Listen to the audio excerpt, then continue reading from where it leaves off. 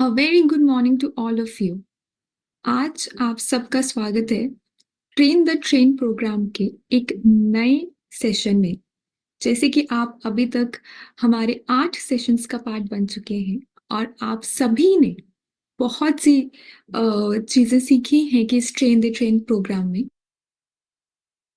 कि किस तरीके से आप अ, अपने कम्युनिटी बिल्ड करें, आप किस तरीके से लोगों को एंगेज करें, किस तरीके से आपने एक रिलेशनशिप बिल्ड करना है, किस तरीके से आपने किसी को भी उस ऑन बोर्ड करना है, उनको इस चीज के बारे में समझाना है कि क्या है ये प्रोग्राम। साथ ही साथ अगर मैं बात करूं, हमने जरूर जाना था कि हमारे हेल्थ मेजर्स क्या होते हैं डिटेल में, कि एक एक मेजर का क्या मतलब होता है।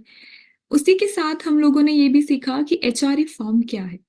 एचआरए फॉर्म को सीखना, समझना, उसका इंटरप्रिटेशन कि किस तरीके से हम पढ़ेंगे अगर हमारे पास किसी का एचआरए फॉर्म आएगा।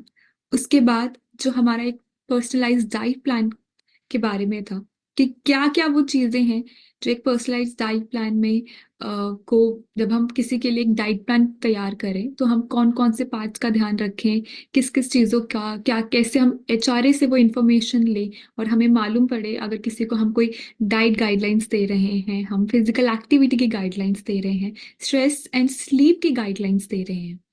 उसके बाद हमने जाना कि कैसे आप ऑन बोर्ड करते हैं अगर किसी को, तो क्या वो आपके 12 मेजर्स हैं, जो आपके 12 पिलर हैं, 12 ऐसे स्टेप्स हैं जो आपको ध्यान में रखने हैं। और आखिरी सेशन में, पिछले लास्ट सेशन में आप लोगों ने गट रीसेट के बारे में जाना था कि क्या इंपॉर्टेंस है गट रीसेट की, किस तरीके से आप गट रीसेट का एक वो 10 दिन का प्रोग्राम चलाते हैं। साथ ही साथ कैसे वो आपके गट, आपके हेल्थ, आपके जो हमारा मेन फोकस है healthy living, healthy weight and healthy living उसको किस तरीके से सपोर्ट करता है। तो आज का सेशन शुरू करने से पहले एक बारी मैं क्विकली अपनी स्क्रीन शेयर कर देती हूँ।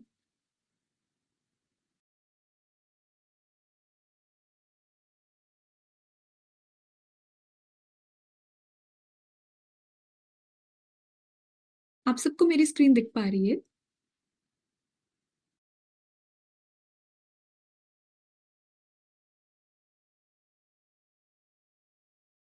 ओके। तो आज का टॉपिक जो है वो अगेन बहुत ही इंपॉर्टेंट है। जिस तरीके से आपने पिछले टॉपिक के बारे में जाना था कि गट रीसेट, अब गट रीसेट हमें मालूम पड़ा कि हमें गट रीसेट में वो कौन सी चीजें हैं जो हमें अपने लाइफस्टाइल में अपनानी है, हमें कौन सी आदतों को छोड़ना है, हमें किस तरीके से एक रूटीन बिल्डिंग करना है। गट रीसेट एक स्टार्ट है हमारे इस जर्नी का, जिसमें हम एक रूटीन बिल्डिंग कर रहे हैं कि किस तरीके से एक्सरसाइज में इन्वॉल्व होना, किस तरीके से एक डाइट को फॉलो करना, डाइट के जो गाइडलाइंस हम आपको दे रहे हैं कि जैसे हमने कहा कि आप कैफीन इनटेक ना कीजिए 10 दिन, ठीक है। उसकी जगह आपके पास जो ऑप्शंस हैं कि आप इन्फ्यूज वाटर में से कुछ ले सकते हैं, आप प्रोसेस्ड फूड नहीं लेंगे, रिफाइंड शुगर नहीं लें, ठीक है। उसके साथ आप हेल्दी किस तरीके से स्नैक्स ऑप्शन ले सकते हैं, ठीक है। फ्रूट्स एंड वेजिटेबल्स को हमने आपको कहा कि आप ज्यादा इंपॉर्टेंस दीजिए, ठीक है। ये सारी चीजें आपकी डाइट को इन्फ्लुएंस कर रही है। इसी के साथ हमने मेडिटेशन सेशंस में पार्ट लेना स्टार्ट किया जो आपके स्लीप और स्ट्रेस मैनेजमेंट में हेल्प कर रहा है। तो साथ ही अगर मैं आज के टॉपिक की बात करूं, आज का जो सेशन है वो आपका हेल्दी वेट, जो gut, healthy gut, liver and insulin sensitivity पे डिपेंड करता है, ठीक है। तो किस तरीके से आपका जो गट हो गया, आपका लिवर हो गया, इंसुलिन सेंसिटिविटी होगी, कि किस तरीके से अपना प्रभाव डालेगा अगर आप अपना एक जर्नी को स्टार्ट कर रहे हैं हेल्दी लिविंग की। किस तरीके से इनका हेल्दी होना इंपॉर्टेंट है, इनका क्या रोल है, आज हम इन सब के बारे में जानेंगे। तो पहले हम बात करेंगे कि बीते हुए पिछले सेशन के बारे में। जैसे कि मैंने अभी बताया आपको कि हमने गट रीसेट के कॉन्सेप्ट के बारे में जाना था कि आप किस तरह से इंट्रोड्यूस करेंगे कस्टमर को कि गट रीसेट क्या है।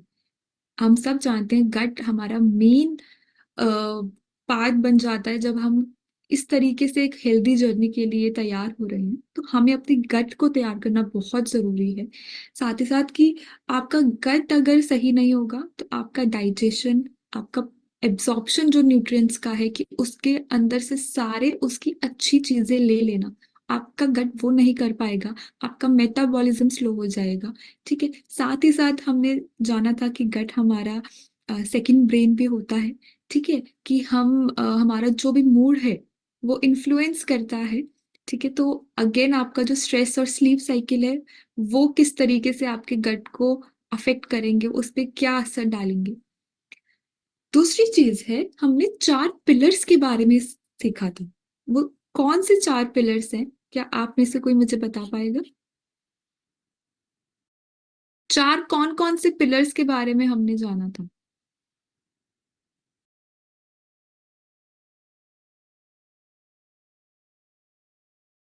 आप में से कोई बताना चाहे? हाँ जी, बिल्कुल बिल्कुल। यस। अमेजिंग। अमेजिंग, आप सभी अ, लोगों ने बहुत अच्छी तरीके से लगता है सेशंस को अटेंड कर रहे हैं, सुन रहे हैं, बहुत अटेंटिव रह रहे हैं। बिल्कुल सही लिखा है कि हमारे जो 4 पिलर्स थे, पहला पिलर आपका हेल्दी ईटिंग एंड ड्रिंकिंग, जिसमें कि आप अच्छा खाना खाएं, आप एक बैलेंस खाना खाएं, वो सारी चीजें ना लें जो आपके गट को इरिटेट कर सकती है, आपके गट को परेशान कर सकती है, वो चीजें नहीं। दूसरा, आपका हाइड्रेशन बहुत इंपॉर्टेंट है। हमने जाना था कि कितनी इंपॉर्टेंस है हाइड्रेशन की, कि जब आपके चाहे वो डाइजेशन में हेल्प करे, ठीक है, आपके गट की क्लीनिंग, आपकी बॉडी की क्लीनिंग में हेल्प करे, टॉक्सिन्स रिमूव करता है। सेकेंड हमारा पिलर था एक्सरसाइज। एक्सरसाइज अगेन आपका बहुत इंपॉर्टेंट है, कि आपके गट के जो मसल्स होते हैं उनको भी थोड़ा सा एक मूवमेंट में आना होता है। साथ ही साथ आपकी बॉडी में एक जो कैलोरीज हम कह रहे हैं कि बर्न करना, ठीक है, जो डेफिशिट में रहना, उसमें हेल्प करता है। थर्ड पार्ट है आपका लाइफस्टाइल, जिसमें आता है आपका स्लीप एंड स्ट्रेस मैनेजमेंट। ठीक है, अगेन आपका अगर बहुत ज्यादा स्ट्रेस ले रहे हैं, ठीक है, ठीक से एंजाइटी, आपके दिमाग में काफी सारी चीजें चल रही हैं, एंजाइटी आप फील कर रहे हैं, ठीक से नींद नहीं ले पा रहे, आपके हॉर्मोन्स बिगड़ेंगे, कॉर्टिसोल जो एक स्ट्रेस हार्मोन होता है वो बढ़ेगा, अगेन वो आपके गट को अफेक्ट करेगा। चौथी चीज थी आपका सप्लीमेंटेशन, जिसमें हमने सप्लीमेंट्स के बारे में जाना था, आपका फाइबर और आपका प्री एंड प्रोबायोटिक, कि किस तरीके से इन दोनों सप्लीमेंट्स का रोल है हमारे गट रीसेट में, हमारी हेल्थ में, और जो हमारा मेन एक टारगेट है, एक हेल्दी वेट और हेल्दी लिविंग का, उसको अचीव करने में।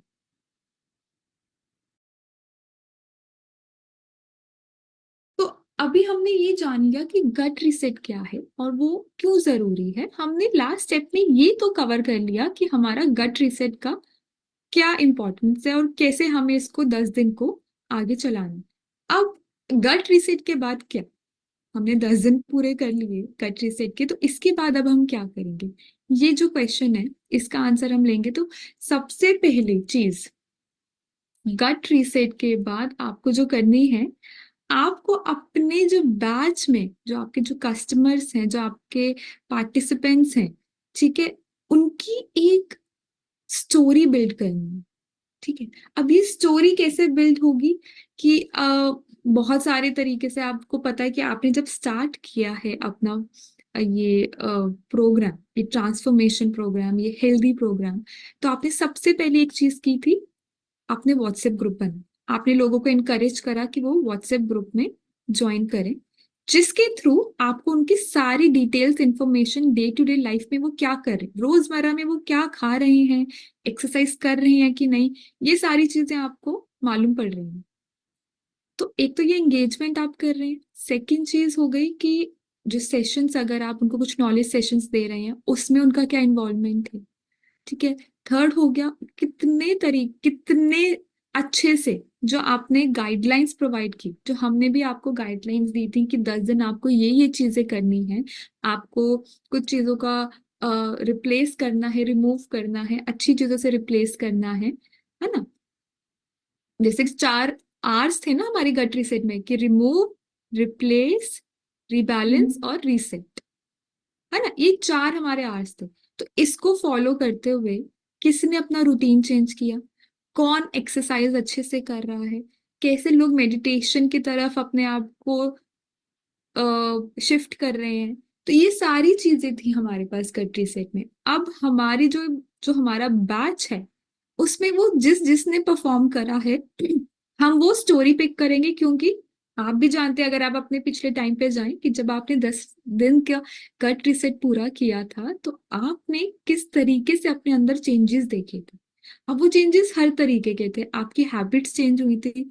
बहुत सब लोगों ने कहा था कि हम चाय नहीं छोड़ सकते, ये तो बहुत जरूरी है, इसके बगैर दिन नहीं स्टार्ट होता, है ना। तो ये वाला किस तरीके से लोगों की आदत बदल गई थी, वो शिफ्ट हो गए थे बिल्कुल हेल्दी चीजों से। या तो वो अपना दिन स्टार्ट करें सौंफ के पानी से, ठीक है, या गुनगुने पानी के साथ जिसमें लेमन या हनी डाल के, ठीक है, अजवाइन का पानी, बहुत सारे ऑप्शन से उसके साथ अपना दिन शुरुआत करने लगते हैं, 1 दिन 2 दिन के चीजों के बदलाव के बाद। और अपना रूटीन चेंज करते हैं कि सुबह 6 बजे उठ के अगर वो सेशन अटेंड कर रहे हैं, एक्सरसाइज अटेंड कर रहे हैं, तो हर चीजों में आप लोगों ने अपने आप को बदला था। आप लोगों की एक इंडिविजुअल, हर एक इंसान की एक स्टोरी थी, और उसी स्टोरी को आपको ये कोशिश करनी है कि आप वो बैच में वो उस स्टोरीज को उठाएं, उस चीज का एक इम्पैक्ट क्रिएट करें, उस चीज को आगे बढ़ाएं। सबसे इंपॉर्टेंट उसमें क्या चीज कर सकते हैं आप, कि जो हमने पैरामीटर्स लिए थे, हेल्थ मेजर किया था सबसे पहले गट रिसर्च शुरू होने से भी पहले, वो हम पैरामीटर्स दोबारा करेंगे। प्री गट रिसेट मतलब कि गट रिसेट से पहले जो पैरामीटर्स थे हमारे, उसको हम कंपेयर करेंगे, देखेंगे जब 10 दिन के गट रिसेट के बाद। एक चीज अगर हम वो लोग HR इंटरप्रिटेशन वाले सेशन में जाएं वापस, हमने एक चीज सीखी थी कि ट्रैकिंग, प्रोग्रेस का ट्रैकिंग बड़ा इंपॉर्टेंट है। ठीक है, वो क्या हमें इंफॉर्मेशन देगा कि किस तरीके से किसी भी इंसान का बॉडी चेंज हो रहा है, कैसे कैसे रूटीन चेंज होने की वजह से कौन कौन से मेजर्स पे उनका असर आ रहा है। क्योंकि आप सब जानते हैं, हम सब जानते हैं, हेल्दी चीजें अगर आप अपनाएंगे तो आपका पॉजिटिव ट्रांसफॉर्मेशन होगा, पर वो किस तरीके से हो रहा है, कौन सा मेजर, कौन सा पैरामीटर्स आप पे आपको पहले ज्यादा फर्क दिख रहा है, हर किसी का अलग होगा।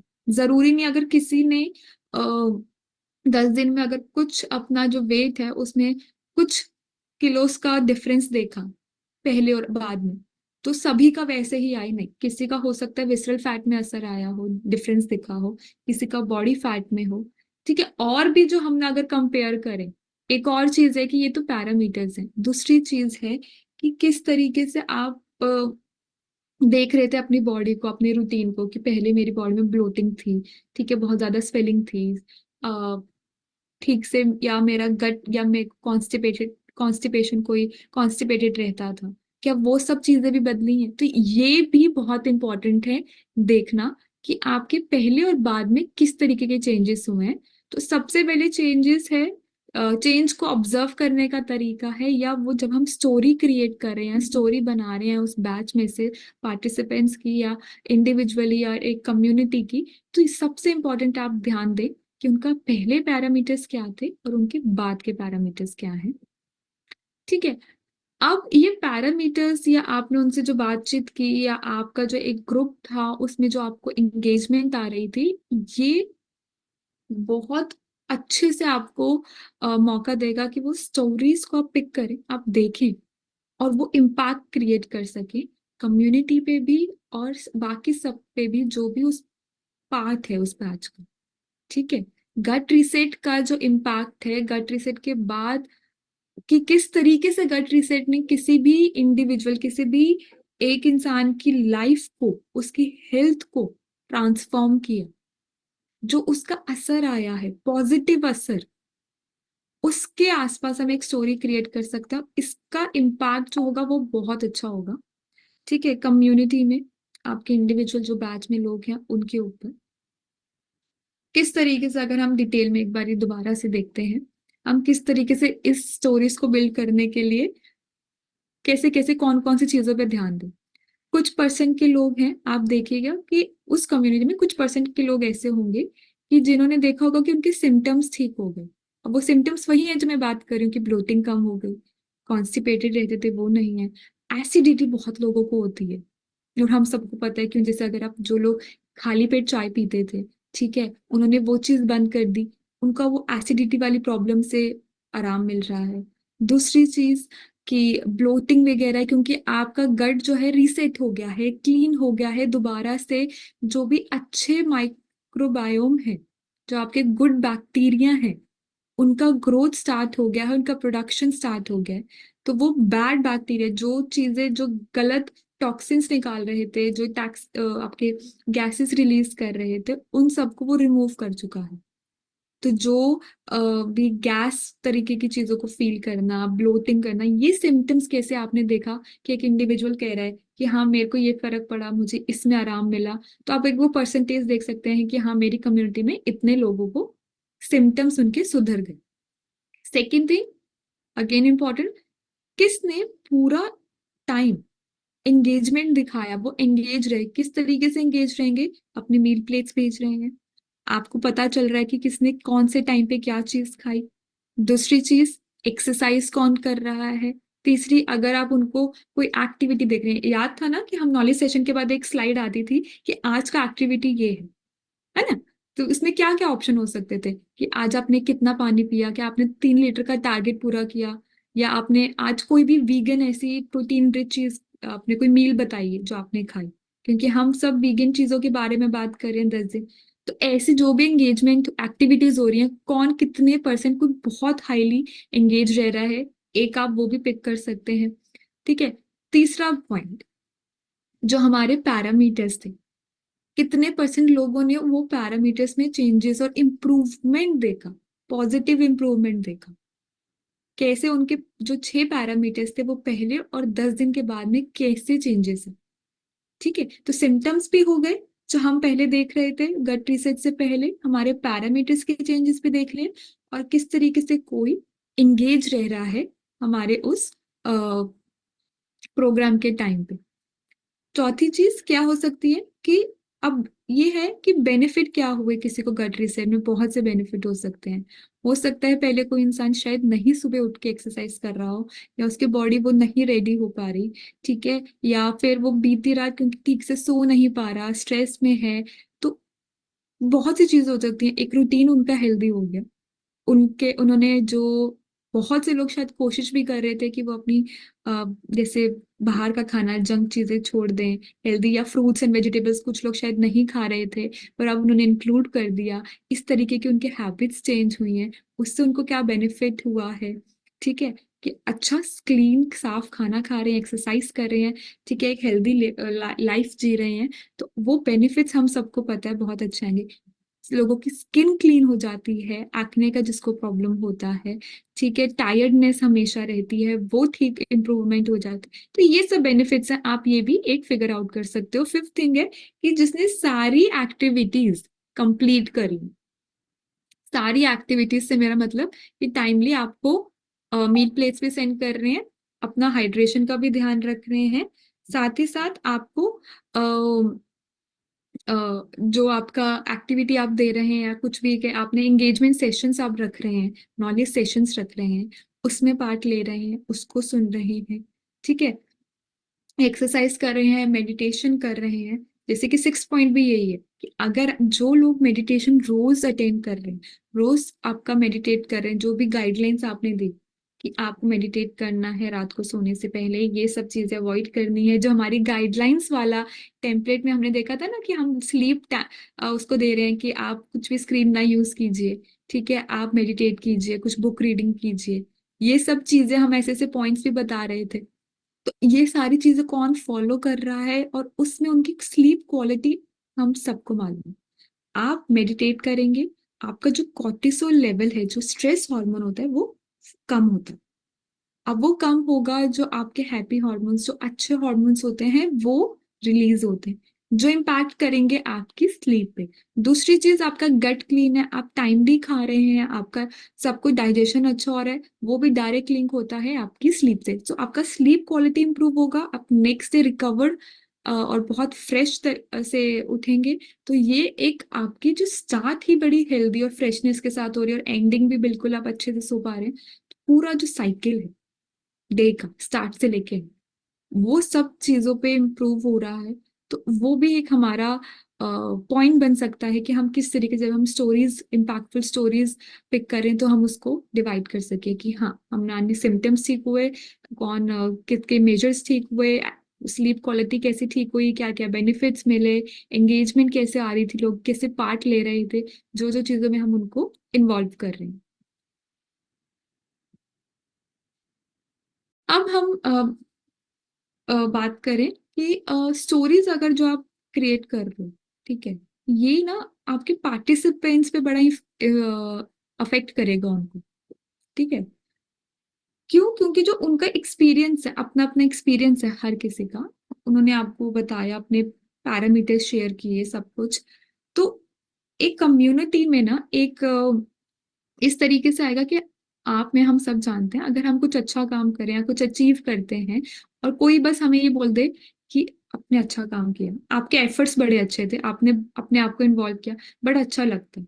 और नेक्स्ट टाइम जब हम आगे दोबारा वो काम करेंगे, हम कहेंगे अरे नहीं, हमारी तारीफ हुई थी, हम ना दोबारा से उस काम को और मेहनत से और अच्छे तरीके से करेंगे, ताकि हमें और अच्छी तारीफ, किसी किसको तारीफ सुनना पसंद नहीं है ना, सभी को पसंद है। तो वो रिवॉर्ड जो होता है कि किसी ने आपको कहा कि आपकी स्टोरी बहुत अच्छी है, आपका इम्प्रूवमेंट बड़ा अच्छा है, आपने जो एफर्ट्स डाले ये 10 दिन बहुत अच्छे हैं, और आपके रिजल्ट्स जो आए हैं, आपके जो चेंज है पैरामीटर्स में, या आपके जो सिम्टम्स इंप्रूव हुए हैं, वो बहुत अच्छे हैं। एक आपकी स्टोरी क्रिएट हुई कि किसी ने अपने आप को किस तरह चेंज किया, ठीक है, और हमने उसको वो रिवॉर्ड दिया, वो इंसान भी अच्छा खुश हुआ, और आने वाले 90 दिनों के लिए वो अपने आप को और बिल्कुल ना ऐसे प्रिपेयर हो जाएगा, नहीं अब और अच्छे से करना है, क्योंकि हेल्थ इंप्रूव होते हुए दिख रही है, बॉडी इंप्रूव होते हुए दिख रही है, मेंटल हेल्थ इंप्रूव हो रही है, और साथ ही साथ तारीफ भी मिल रही है, ठीक है। तो ये सिर्फ इंडिविजुअल को मोटिवेट नहीं करेगा।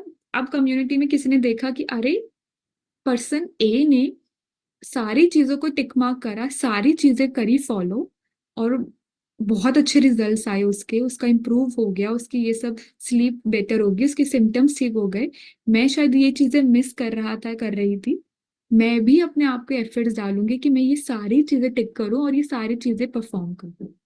तो बड़ा अच्छा आपका कम्युनिटी में ना एक एंगेजमेंट बढ़ाने का भी तरीका है कि सबको सेम पेज पे लाना, कि सभी लोग इन्वॉल्व होते रहे।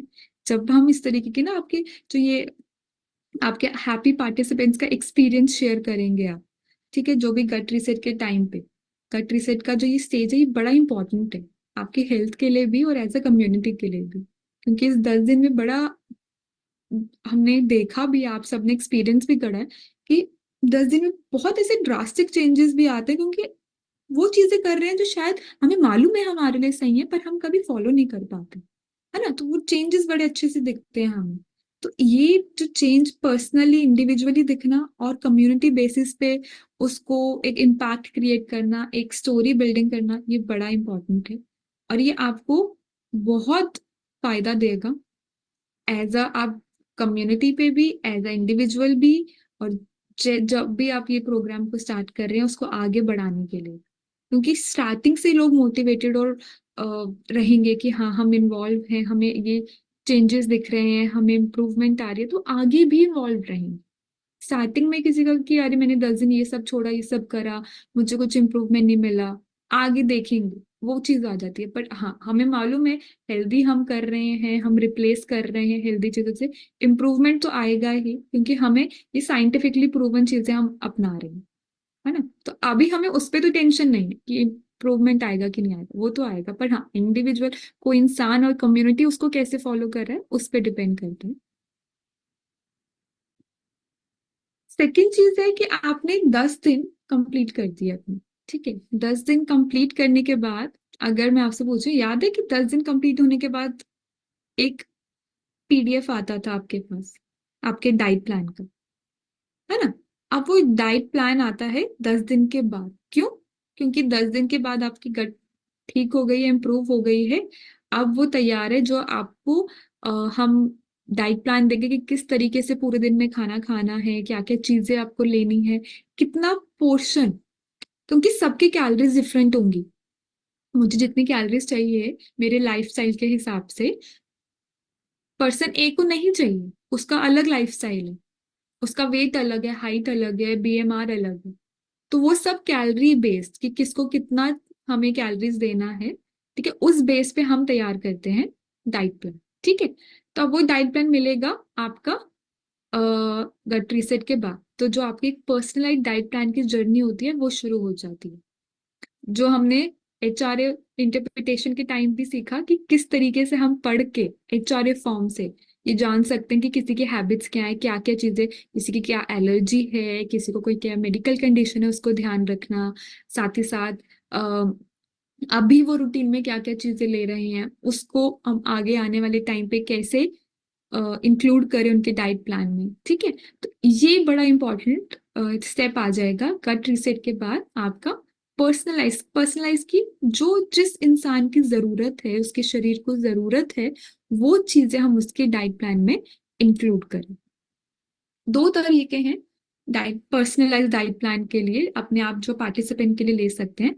एक जो एमवे का आपके पास कंटेंट होगा, आप उसके थ्रू वो चीजें ले अपना डाइट प्लान ले सकते हैं, उसमें से आइडिया वो सब चीजें।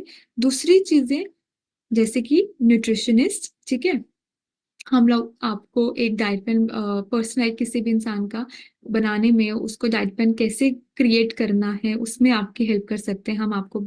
ठीक है, वो एक डाइट प्लान को क्रिएट करके देना एक्सपर्ट या न्यूट्रिशनिस्ट से लेना बहुत इंपॉर्टेंट है, ताकि वो आपको कितनी कैलोरीज हैं, कैसे आपको क्या क्या चीजों का ध्यान रखना है, वो सारी चीजें उस डाइट प्लान में ध्यान से इन्वॉल्व करके इंक्लूड करके क्या रखना है क्या नहीं, आपको अच्छे से समझा पाएगी। अब पहली चीज ये है कि डाइट प्लान तक पहुंचने के लिए हमारे पास क्या इंपॉर्टेंट चीज है, जो हमें क्या पूरा करना है, हमें अपना गट रीसेट पूरा करना है। ठीक है, अब गट रीसेट पूरा करना है, इसके लिए एक चीज है कि एक ना साइकिल जैसा प्रोसेस हो जाता है कंटिन्यूअसली। जैसे आपने किसी का फीडबैक लिया, उन्होंने बताया कि मेरे को, आपने जो ये गाइडलाइंस दी ना 10 चीजों की, इसमें से मैं 7 फॉलो कर पा रही हूँ बाकी दिन में। तो आप उनसे इंटरेक्ट कीजिए, क्या कहाँ पे तकलीफ आ रही है, ठीक है, क्या नहीं वो फॉलो कर पा रहे, क्या वो एक्सरसाइज है, क्या वो उनके डाइट में चीजें हैं, उनके लाइफस्टाइल में है, स्ट्रेस और स्लीप का है, मेडिटेशन सेशन, क्या चीजें हैं। ठीक है, फीडबैक लेने से क्या होगा, आपका ना एक 1-on-1 कम्युनिकेशन रहेगा आपकी कम्युनिटी में। तो बहुत इंपॉर्टेंट चीज है एंगेजमेंट के साथ उनका फीडबैक लेते रहना। और तब तक वो चीज को कंप्लीट करना जब तक उनका वो 10 दिन का गट रीसेट कंप्लीट होके वो उस स्टेप पे ना आ जाए जहां उनको उनके लिए जो डाइट प्लान है वो देने का स्टेप या वो स्टेज ना आ जाए। अब वो स्टेज आने के लिए पहले के 10 दिन बड़े इंपॉर्टेंट है, और उनसे भी इंपॉर्टेंट है जो उससे पहले की चीजें हैं कि एचआरए फॉर्म फिल करना, उनके पैरामीटर्स लेना, उसके बाद ग्रुप ज्वाइन करना, उसमें सारे जो भी इंफॉर्मेशन आप दे रहे हैं उसको ध्यान से फॉलो करना।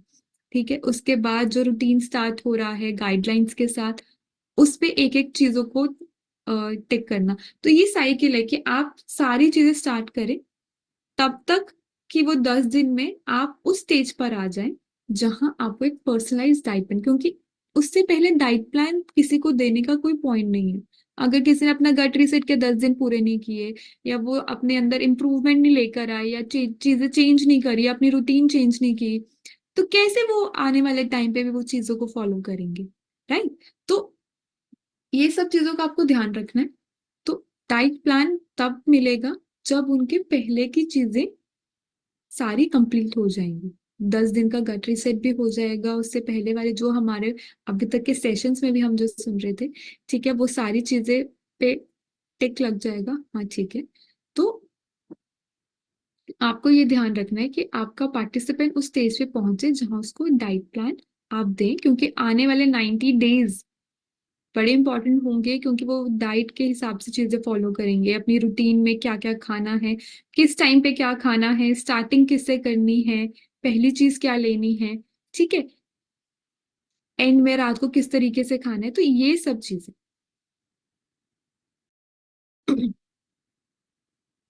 एक हमारे पास टूल किट हम आपको अभी अब आने वाले स्लाइड्स पे देते हैं, जो आपका हेल्प करेगी किस तरीके से आपको डाइट प्लान पर्सनलाइज उनको देना है और वो सब चीजें।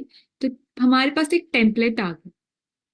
हमने पहले के सेशंस में भी टेम्पलेट्स के थ्रू सीखा था। आज फिर हम अपना डाइट प्लान पर्सनलाइज एक टेम्पलेट के तरीके से सीखते हैं। तो पहली चीज क्या दिख रही है, day of the week. For example Monday, पहला दिन मंडे है, ठीक है। अब आप यहाँ देख रहे हैं अर्ली मॉर्निंग, कैसे तरीके से आपका दिन डिवाइडेड है। Early morning, breakfast, supplements. Breakfast के बाद कौन से लेने, ये भी बड़ा इंपॉर्टेंट है डाइट प्लान पे मेंशन करना कि आपको ये सप्लीमेंट लेना है ब्रेकफास्ट के बाद। क्यों? क्योंकि आपके बंडल में वो चीजें हैं। अगर कोई डेली प्लस ले रहा है तो उसको लेना ही लेना है। ये नहीं कि कभी याद आया कि अरे डेली आज खानी थी, आज मल्टीविटामिन लेनी थी, रह गई। ये नहीं होना चाहिए ना। लिख के देंगे, उसमें रहेगा तो याद रहेगी कि हाँ अब लेनी है ब्रेकफास्ट के बाद। फिर आ गया आपका मिड मॉर्निंग। मिड मॉर्निंग के बाद आ गया आपका लंच, इवनिंग स्नैक, फिर डिनर से पहले आपको जो सप्लीमेंट्स लेने हैं, और डिनर या उसमें जो भी कोई सप्लीमेंट इंक्लूड है। आप देख रहे हैं किस तरीके से। सिर्फ अगर मैं आपके डाइट खाने की चीजों पे बात करूं सप्लीमेंट्स हटा के, तो early morning, breakfast, mid morning, lunch, evening snack और डिनर, 6 चीजों में आपके खाने को डिवाइड करें। ठीक है। जो स्मॉल आपके ब्रेक्स दिए हैं कि थ्रू आउट द डे आपकी बॉडी को एनर्जी मिलती रहे, न्यूट्रिएंट्स मिलते रहे, उस तरीके से डिवाइड किया है। एक बारी में बहुत सारा खाना खा के, हम अभी आगे भी देखेंगे, आप लोग एक्सपीरियंस है, आपको पता है कैसा इम्पैक्ट आता है। दूसरी चीज, ये वाले कॉलम के बाद, ये वाले कॉलम के बाद हम इधर देखेंगे, सब चीजों में तीन तीन ऑप्शन हैं सप्लीमेंट्स को छोड़ के। ठीक है। बाकी सब चीजों में आप देखेंगे कि तीन तीन ऑप्शंस दे रखे हैं। अपना डाइट प्लान याद कीजिए, तीन तीन चीजें होती थी हर चीजों में। क्यों? अब मैंने मान लीजिए ऑप्शन 1 पहली चीज में लिख दिया कि सौंफ का पानी लेना है अर्ली मॉर्निंग, क्योंकि इन्फ्यूज वाटर से हम स्टार्ट कर रहे हैं, और हमने यहाँ लिख दिया सौंफ का पानी। अब हो सकता है किसी को सौंफ नहीं पीनी हो, किसी को नहीं पसंद हो, किसी के वहां अवेलेबल ना हो, ठीक है, किसी को कुछ इंटरनल या हेल्थ इशू होता हो, तो वो क्यों पिएगा जबरदस्ती सौंफ का पानी। तो हमने एक और ऑप्शन दे दिया, आप अजवाइन का ले सकते हैं, आप मेथी दाना ले सकते हैं।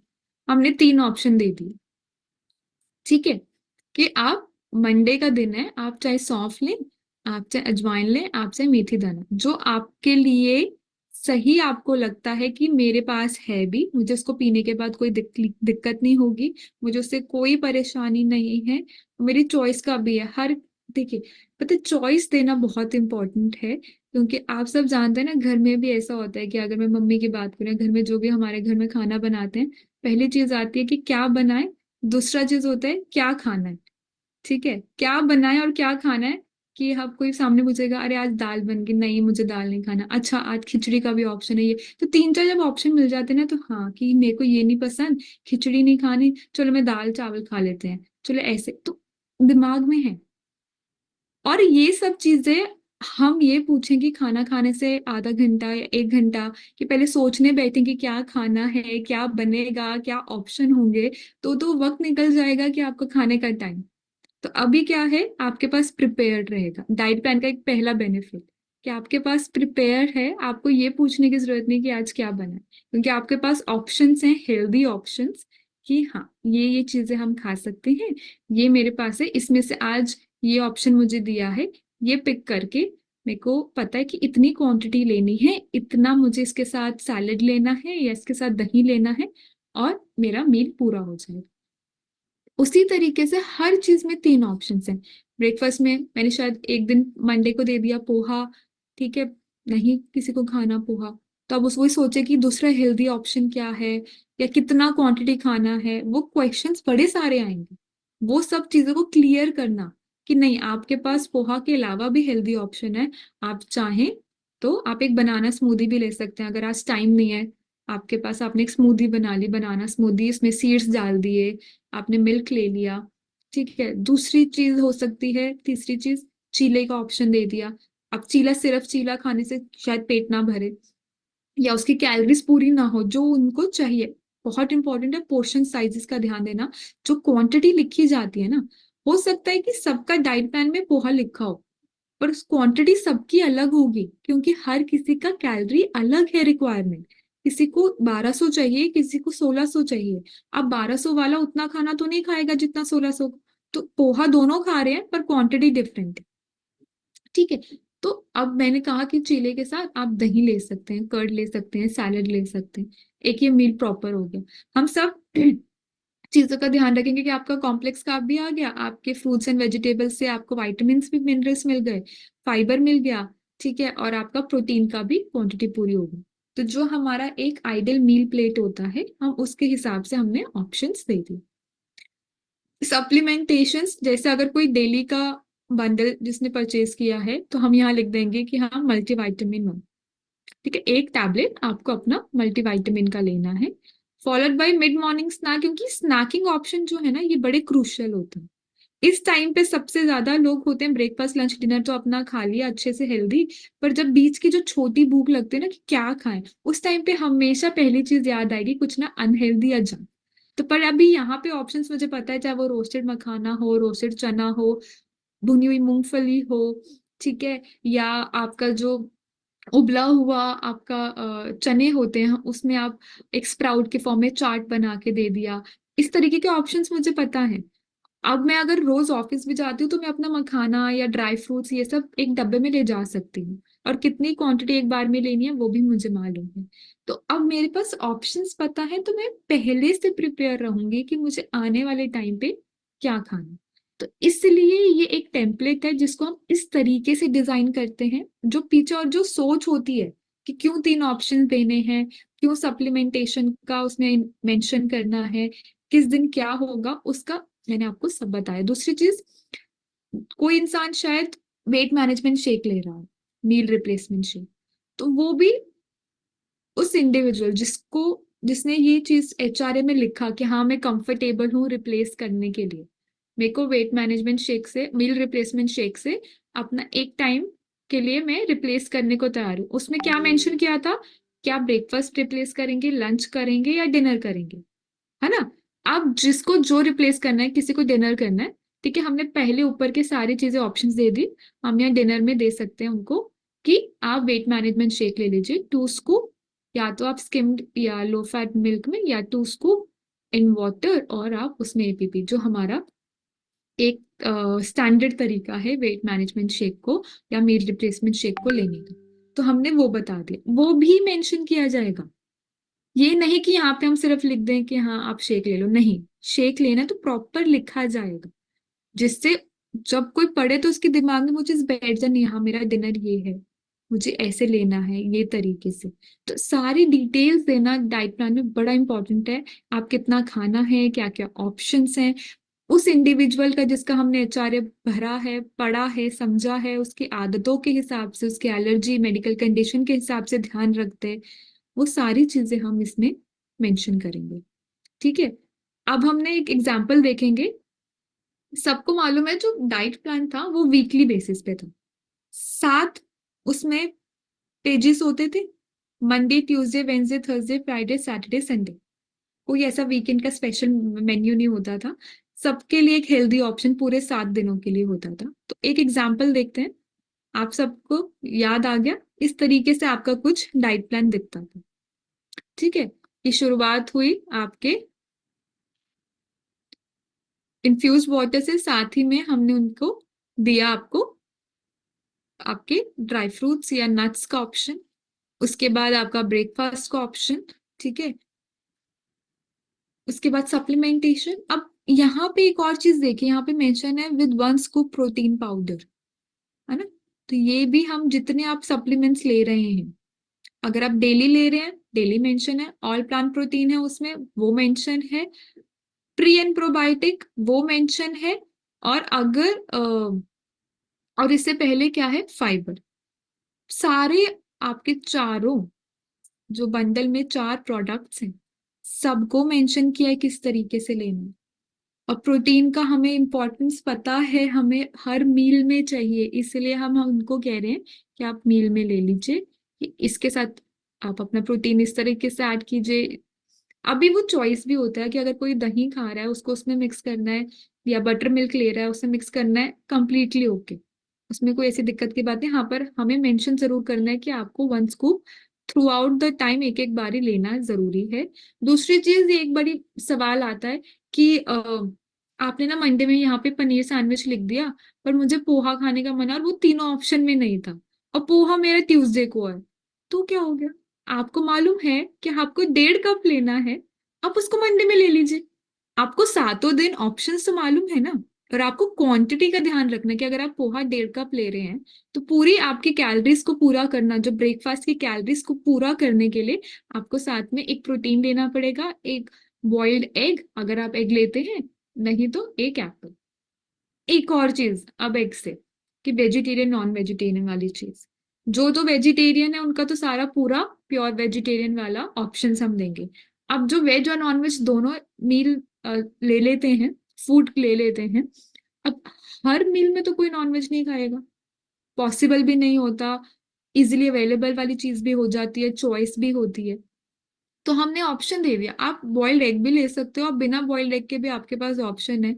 आप पराठे के साथ अगर ले रहे हो कर्ड वगैरह, जिसमें आपका कर्ड के साथ आपका प्रोटीन पूरा हो रहा है, प्रोटीन पाउडर भी आप ले रहे हैं उसके साथ हो रहा है, ठीक है, तो हर तरीके के ऑप्शंस आपको मिलेंगे। जैसे डिनर में अगर चिकन करी है तो साथ में बिना नॉनवेज के जो वेजिटेरियन ऑप्शंस हैं वो भी आपको प्रोवाइड करेगा, क्योंकि नहीं पॉसिबल होता कि हर कोई हर टाइम चिकन खाया कुछ है, ठीक है। तो दोनों ऑप्शन की वेजिटेरियन भी है, पर अगर आपको नॉनवेज खाना है, आपको पता है कि बॉइल्ड राइस लेना है 1 कप, और उसके साथ 1 कप आपका चिकन करी होना चाहिए, तो ये मुझे क्वांटिटी पता है कि अगर मैं नॉनवेज लूं तो मुझे इतना लेना है।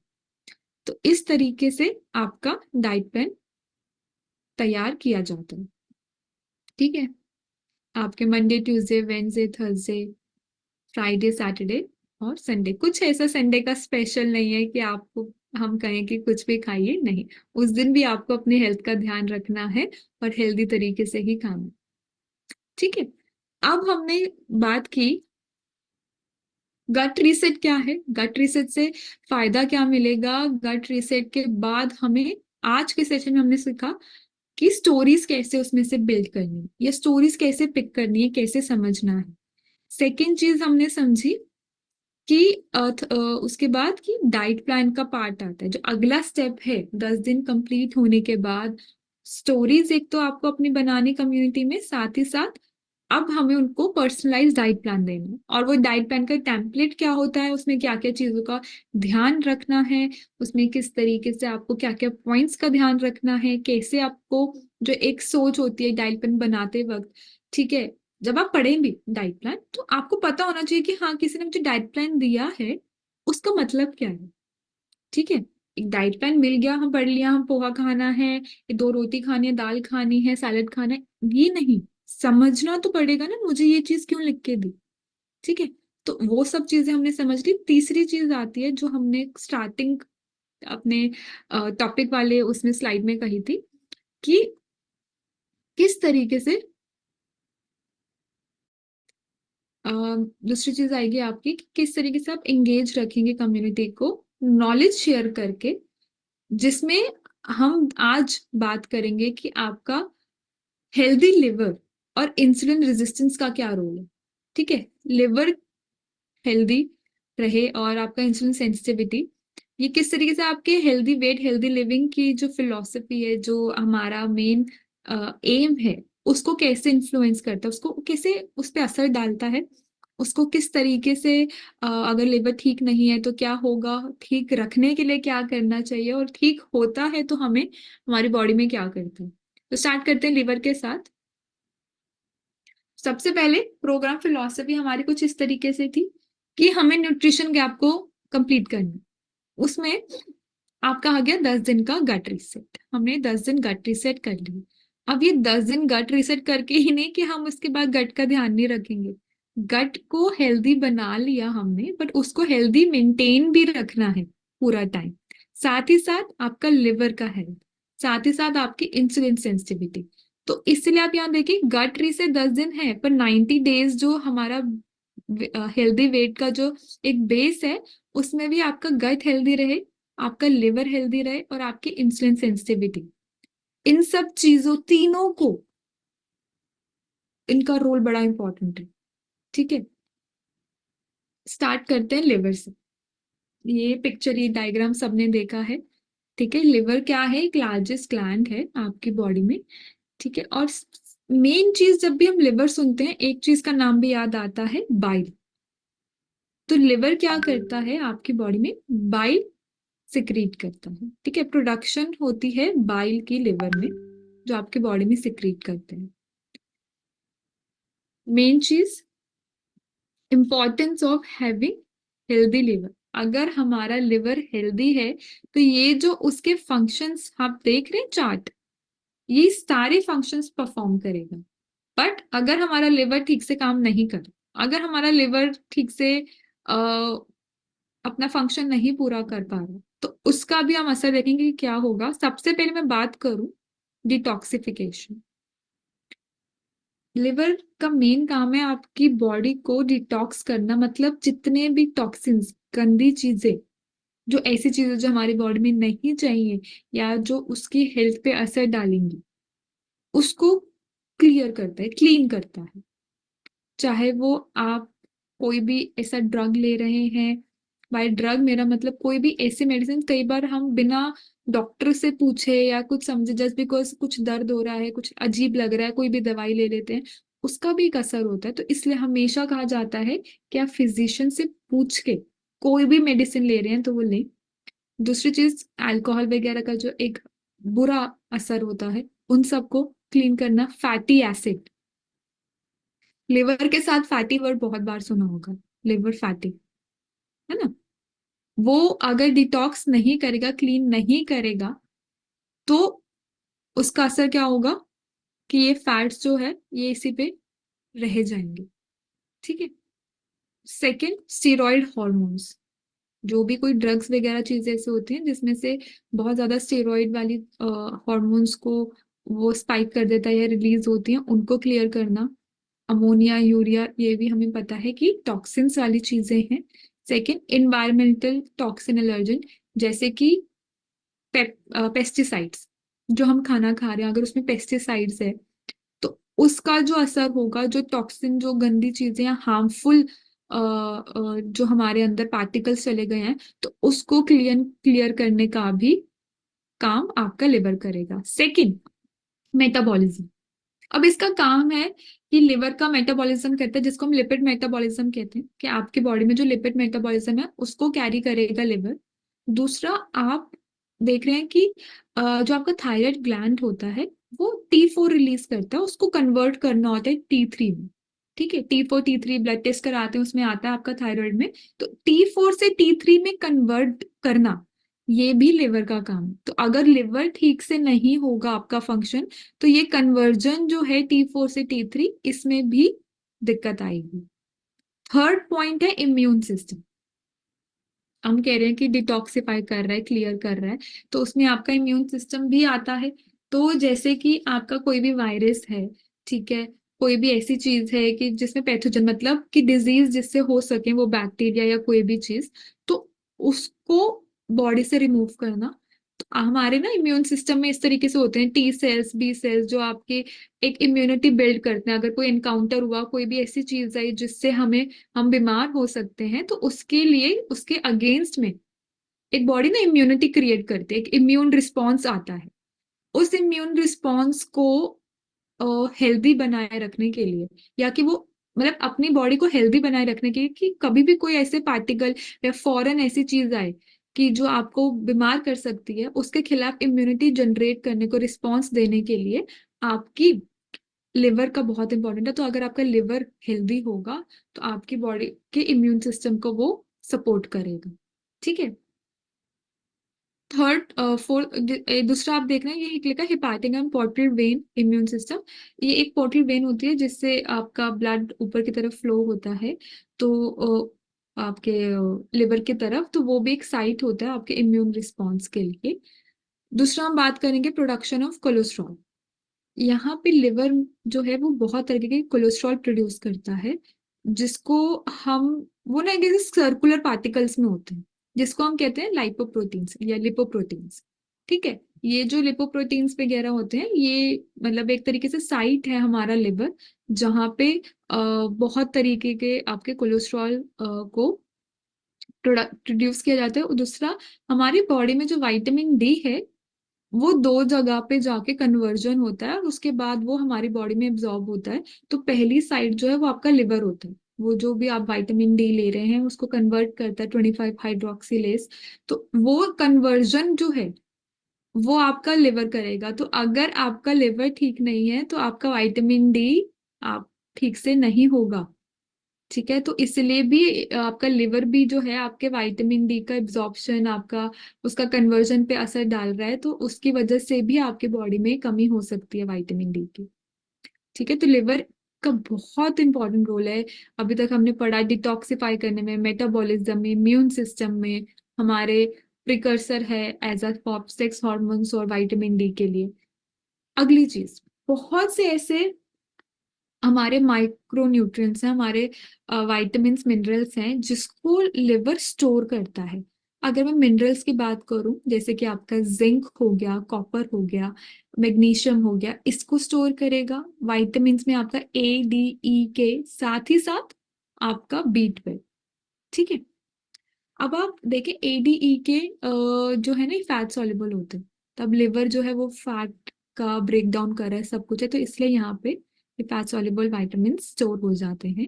दूसरी चीज है ब्लड शुगर को बैलेंस करना।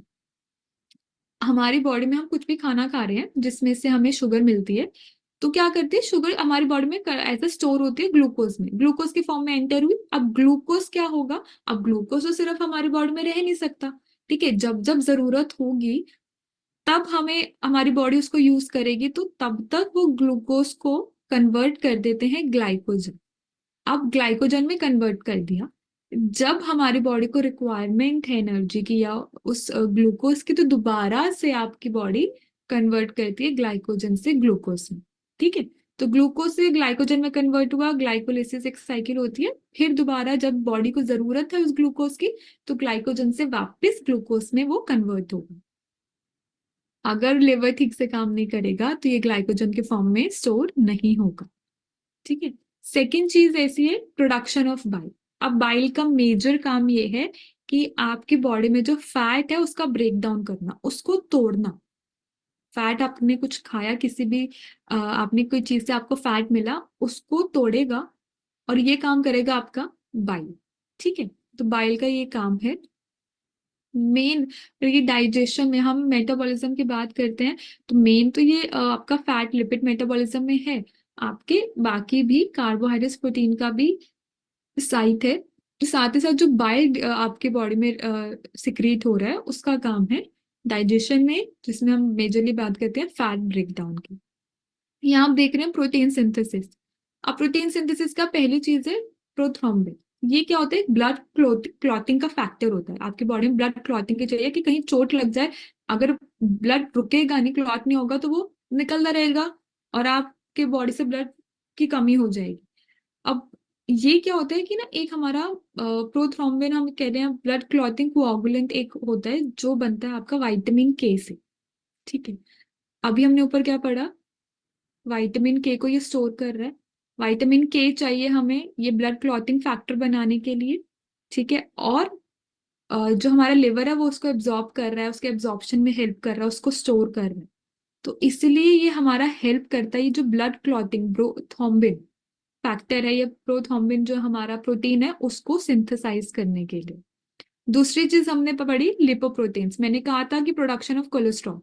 ठीक है, कोलेस्ट्रॉल के ट्रांसपोर्टेशन में एक जगह से दूसरी जगह वो एक स्फेरिकल पार्टिकल्स होते हैं, बिल्कुल सर्कुलर से पार्टिकल्स होते हैं जिसको हम लिपोप्रोटीन्स कहते हैं। तो एक जगह से दूसरी जगह ले जाने के लिए ये उसमें हेल्प करेगा। अगर वो बनेंगे तभी वो एक जगह से दूसरी जगह ट्रांसपोर्ट होगा।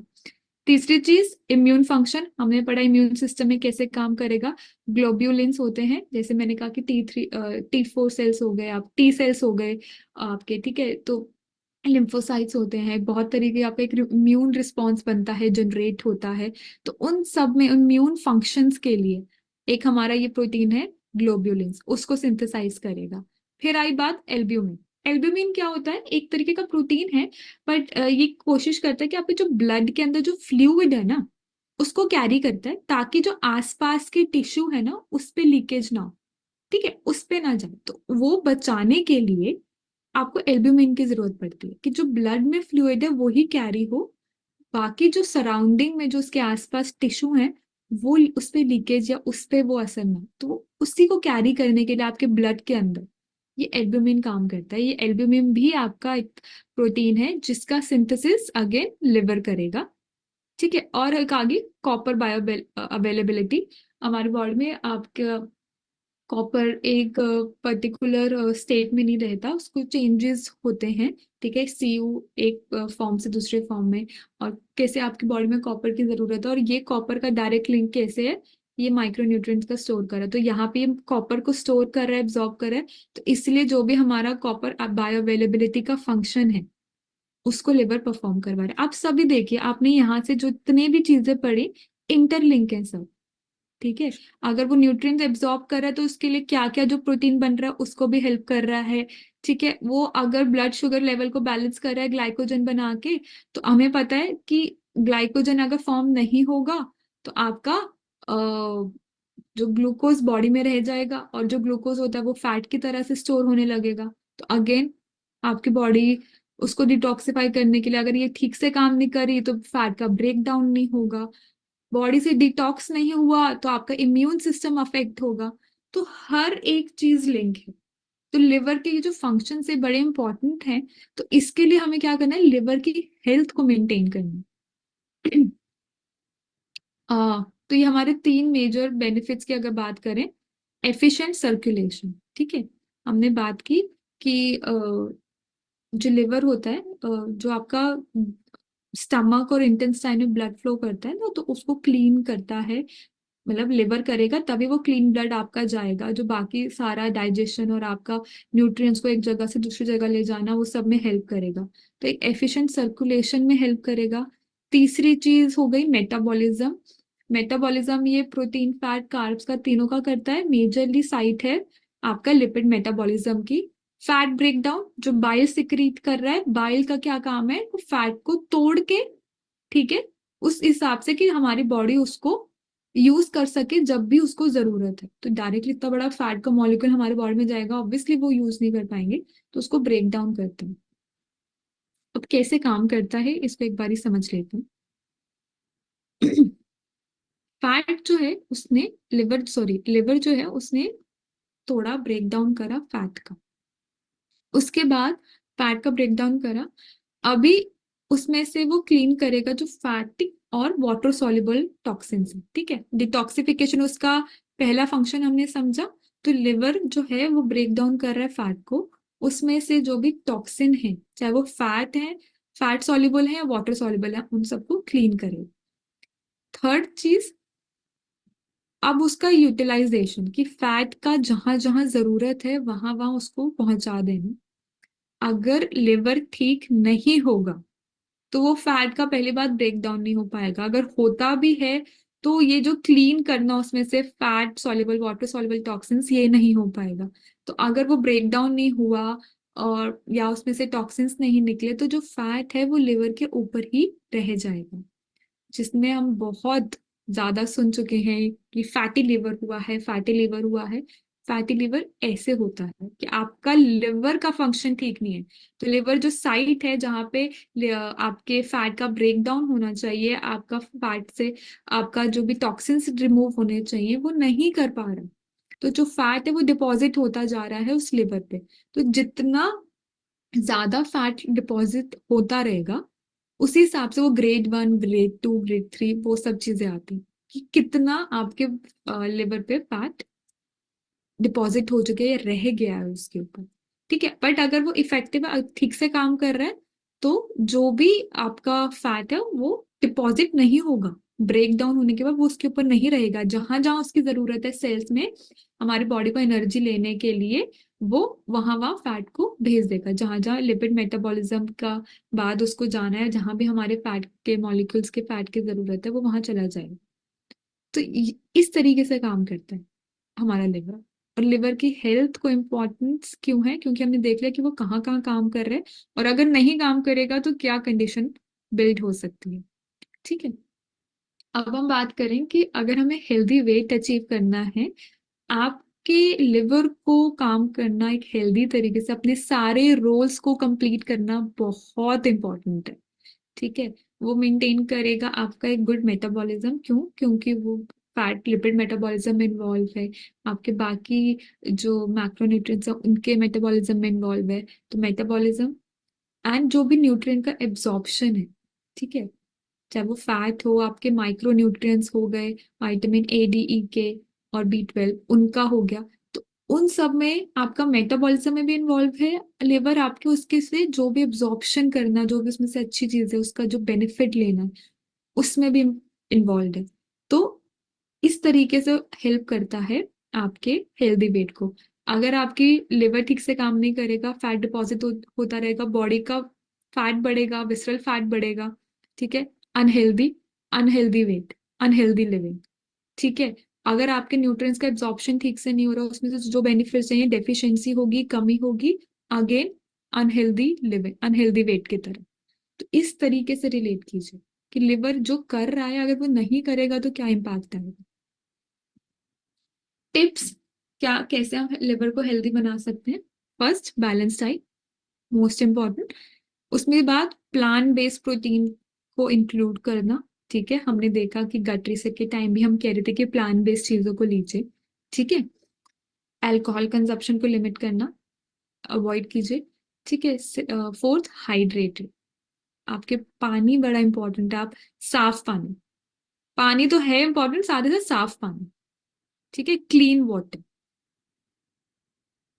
उसके बाद आ गया आपका आपका हेल्दी वेट मेंटेन करना। ठीक है, अगर आपके बॉडी में आप ज्यादा जंक प्रोसेस नहीं खा रहे, अगर आप बहुत ज्यादा फैट वाली चीजें प्रोसेस खाते रहेंगे, आपका बॉडी स्लो हो जाएगा, मेटाबॉलिज्म स्लो हो जाएगा। वो कैसे होगा कि लिवर पे तो असर आएगा कि उसको इतना सारा फैट एक बार में ब्रेक डाउन करना है। हर चीज की एक लिमिट होती है, हर चीज की एफिशिएंसी होती है, वो आप स्लो कर रहे हो इतना सारा फैट वगैरह देके। ठीक है, इतना ज्यादा प्रोसेस्ड खाना या शुगर उसमें से देके। अब शुगर ग्लूकोज के जो है वो ग्लाइकोजन में होगा स्टोर, पर कितना, कि जितनी बॉडी की लिमिट होगी, उसके अबव जाओगे तो वो एज इट इज ही आपके ब्लड में रहेगा ना। तो ये सब चीजें, एक्सरसाइज रेगुलरली करना, डेफिनेटली जो लिवर के लिए अच्छे हैं खाना, मतलब जैसे हेल्दी वेजीज हो गई, फ्रूट्स हो गए, आपका कॉम्प्लेक्स कार्ब हो गया, हेल्दी आपका प्लांट बेस्ड प्रोटीन हो गया, वो सब इंक्लूड करना। कैफीन को लिमिट करना, कैफीन भी असर डालता है, ठीक है, आपके लिवर पे।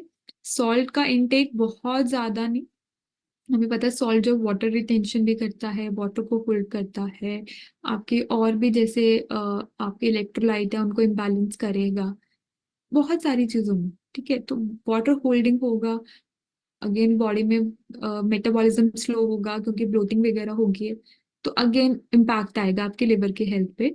जो भी आप दवाइयाँ या कुछ भी आप इस तरीके की चीजें ले रहे हैं, बिना एक्सपर्ट की एडवाइस नहीं ले, जान ले कैसे कितना जरूरी है आपके लिए, कौन सी चीज का बेनिफिट क्या है, उस हिसाब से ही आप अपना जो भी सप्लीमेंटेशन या कोई भी मेडिकेशन है उसको एक्सपर्ट से पूछ के ले।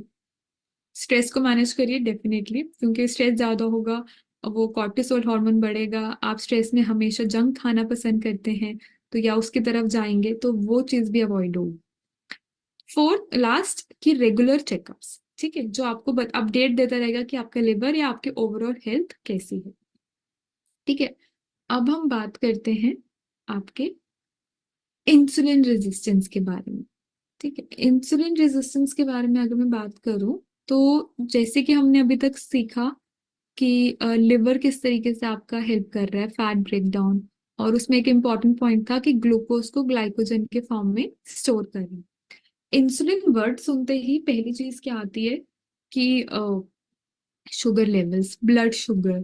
ठीक है, इंसुलिन से मतलब ही है कि हाँ शुगर बढ़ गई, शुगर कम हो गई, इंसुलिन हाई हो गया, इंसुलिन स्पाइक अप हो गया। ये बड़े वर्ड्स हमने सुने हैं कि किसी ना शुगर बढ़ गई, किसी की शुगर कम हो गई, या किसी का इंसुलिन, कोई इंसुलिन यूज कर रहा है, क्या है, तो ये बड़ा फेमिलियर सा वर्ड है जिसको हम जानते हैं, पर इसका रोल क्या है।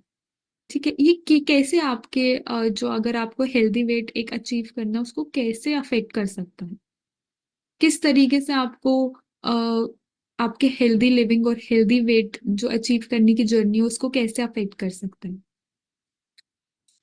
पहली चीज इंसुलिन रोल। मेटाबॉलिज्म में हेल्प करता है। ठीक है, इंसुलिन आपका वो मेन मेजर अभी हम पढ़ेंगे किस तरीके से है। ठीक है, इंसुलिन जो है वो सेंटर है मेटाबॉलिज्म का। दूसरी चीज ये ग्लूकोज के मेटाबॉलिज्म बेसिकली उसको हेल्प करता है। अभी हम यहाँ पे की पिक्चर देख रहे हैं इंपॉर्टेंस ऑफ इंसुलिन करके। ये सेल है, ठीक है, यहाँ पे आप ये देख रहे हैं कि ये इंसुलिन, तो इसको आप एक ऐसे सेल छोड़ दीजिए, आप समझिए कि ये कोई ये जो आप इंसुलिन रिसेप्टर है, ये गेट है यहाँ पे, दरवाजा है। ठीक है, और ये जो की है, ये की से जब ये दरवाजा खुलेगा तभी ये जो लोग हैं इस घर के अंदर जा सकते हैं। बट अगर वो चाबी ही ठीक नहीं है तो वो गेट कभी ओपन ही नहीं होगा और ये उसके अंदर नहीं जा सकते। और शायद अगर थोड़ा सा आपका इंसुलिन रिसेप्टर है, ठीक है, वो अगर थोड़ा खुल भी गया तो शायद पूरे लोग नहीं अंदर जा पाएंगे। हमारा काम यह है कि जितने भी ग्लूकोज आपके ब्लड के अंदर हैं वो यहाँ जाए। और ये कैसे पॉसिबल है कि अगर आपका इंसुलिन जो है, तो ये लॉक एंड की मेथड की तरह से काम करता है। तो अगर दरवाजे का जो एज अ लॉक है उसकी की अगर ठीक होगी तभी वो उसको ओपन करेगा, तभी वो उसके अंदर जाएंगे। कौन जाएगा? हमारे ग्लूकोज। ठीक है, जो हमारे ब्लड के अंदर है वो सेल के अंदर जाके जहां उसकी जरूरत है उसको एनर्जी देने की, या उसका जो भी हमें उसमें से एटीपी चाहिए, ठीक है, वो सब हमें बेनिफिट्स तभी मिल पाएंगे। ठीक है, तो ये मेजर काम है हमारे इंसुलिन का, ये इंपॉर्टेंस है कि इंसुलिन रिलीज हो, जिसकी वजह से इंसुलिन रिलीज हुआ। और इंसुलिन रिलीज कौन करेगा, इसका आंसर एक बार आप मुझे बताइए कि कौन सा ऐसे बॉडी का हमारा ऑर्गन है जो इंसुलिन रिलीज करता है?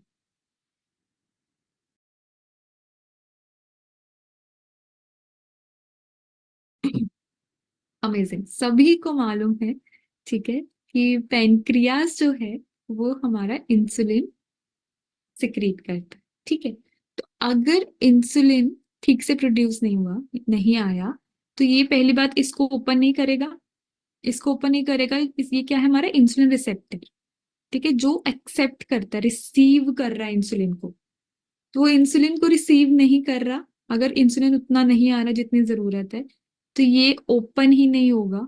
ये ग्लूकोज के जो चैनल है जो यहाँ से जाने चाहिए वो इसके अंदर नहीं जाएंगे, तो क्या होगा? ब्लड के अंदर ही रह जाएंगे। अब इसका इफेक्ट देखते हैं कैसे होगा। पहली बात तो हमारा इंसुलिन क्या ऐसा रोल प्ले करता है कि जो हमारे वेट को भी अफेक्ट कर दिया, हमारे हम कह रहे हैं कि हमारी जो एक हेल्दी लिविंग है उसको भी अफेक्ट कर रहा है। ठीक है, जो हम खाना खा रहे हैं उसको कन्वर्ट करते हैं हम ग्लूकोज में। ठीक है, अब ग्लूकोज कन्वर्ट हो गया, उसको हमें सेल तक पहुंचाने के लिए, ठीक है, ब्लड के अंदर आया ना ग्लूकोज। ग्लूकोज ये तो नहीं सीधा आपने कुछ ऐसी चीज खाई जिसमें से ग्लूकोज ले लिया सीधा सेल्स में चला गया, ऐसे तो हो ही नहीं सकता। पूरा मेटाबॉलिज्म होगा, एब्जॉर्प्शन होगा। तो मेटाबॉलिज्म ब्रेकडाउन होने के लिए उसको बॉडी सेल, ताकि उसमें से एनर्जी एब्जॉर्ब कर सके, उसको लेने के लिए आपका क्या काम है कि इंसुलिन का रोल आएगा, जो आपके सेल तक सारी एनर्जी या जो उसके रिक्वायरमेंट है वो पहुंचा सके। ठीक है, दूसरा, अगर आपका बॉडी में जितना ग्लूकोज है उतना इंसुलिन रिलीज हो रहा है, ठीक है, तो ये नॉर्मल है। पर ग्लूकोज बहुत ज्यादा है, इंसुलिन बहुत कम है, ये भी अब नॉर्मल है। इंसुलिन बहुत ज्यादा है, ग्लूकोज बहुत कम है, ये भी अब नॉर्मल है। तो नॉर्मल क्या चीज है कि जितनी हमारी बॉडी में ग्लूकोज आया उतना इंसुलिन प्रोड्यूस हुआ, उतना ही हमारे सेल ने यूज कर लिया। दूसरी चीज, ये सब चीजें सिर्फ इस तरीके से नहीं होगा कि ना, आपकी बॉडी का एक रिक्वायरमेंट है ग्लूकोज का भी, और वो हर किसी के लिए अलग है। ठीक है, आप किस तरीके से काम कर रहे हैं, क्या लाइफस्टाइल है, उस हिसाब से भी। दूसरी चीज, आप किस तरीके का खाना खा रहे हैं।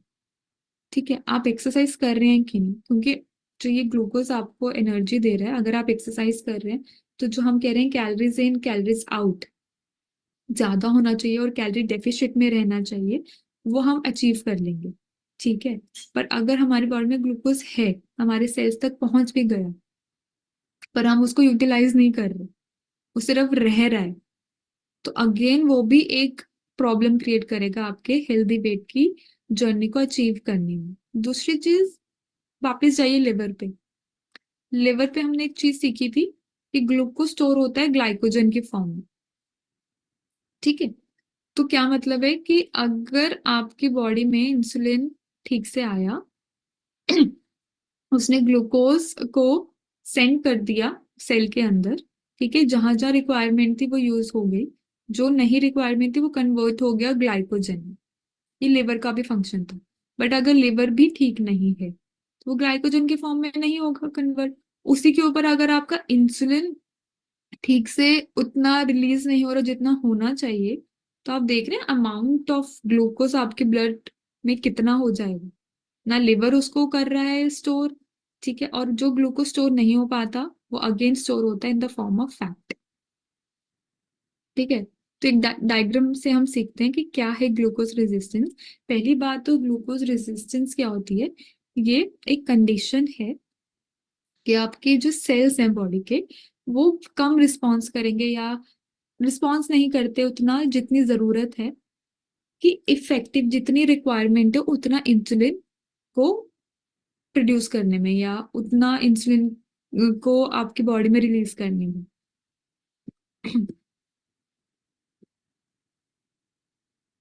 ये वाला पार्ट पहले देखिए, नॉर्मल वाला। नॉर्मल में क्या है कि हमारे ये ब्लड में या हमारे बॉडी में ग्लूकोज आया, हमने जो भी खाना कोई चीज खाई वो कन्वर्ट हुई ग्लूकोज में। ये देख रहे हैं इंसुलिन। अब इसका ये नीचे वाला जो ये ऐसे जिगजैग वाला पोर्शन है, इसको ध्यान से देखिए। ये वाला जो पोर्शन है और जो ये वाला पोर्शन है, ये किस तरीके से लग रहा है कि ये उसमें जाएगा तो लॉक एंड की तरह से फिक्स हो जाएगा, है ना। अब इसको हम ये भी कह रहे हैं कि इंसुलिन रिसेप्टर साइट भी है, क्योंकि इंसुलिन अपनी साइट पे ही जाके लगेगा। अब इंसुलिन यहाँ नहीं लग सकता, इंसुलिन यहाँ नहीं लग सकता, इंसुलिन यही होगा। ठीक है, तो ये लॉक एंड की तरह फिक्स हो जाएगा।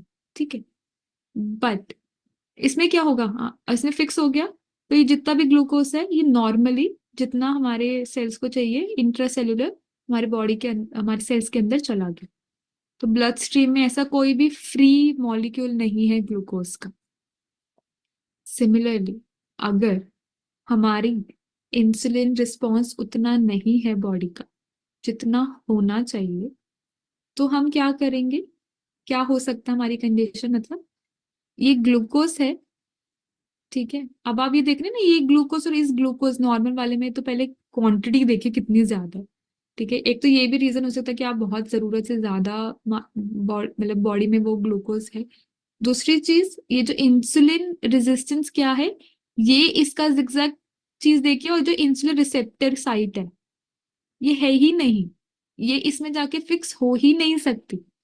ये फिक्स होगी नहीं। आप खाना खा रहे हैं, आप अपना रूटीन फॉलो कर रहे हैं, आप अपना खाना खा रहे हैं खा रहे हैं खा रहे हैं, वो ग्लूकोज ग्लूकोज बढ़ता ही जाएगा उसके अंदर आपके ब्लड स्ट्रीम में, क्योंकि जितना सेल को चाहिए उतना तो मिल नहीं पा रहा।